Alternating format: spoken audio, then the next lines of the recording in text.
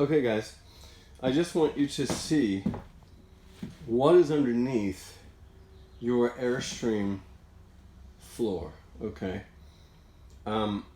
Anytime you go buy an Airstream, you're going to be faced with what I'm going to show you right now. Sure, people park their Airstreams indoors, yada yada, but any vintage Airstream is going to have some kind of floor compromise. And this is just going to show you what I have just experienced while tearing up the subfloor of this Airstream.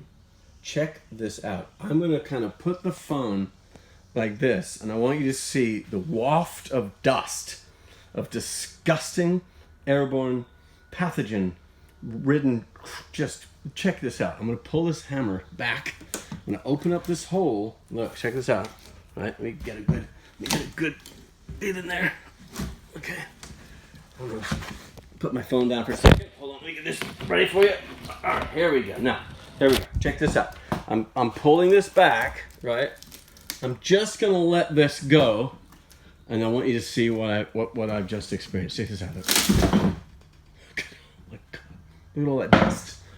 All of that dust is sitting underneath your subfloor because the wood is rotting, and you're breathing it in, particulate by particulate at a time. Whew. No more. Thank you. This is the future. Waterproof flooring. No wood. Thank you very much. Good night.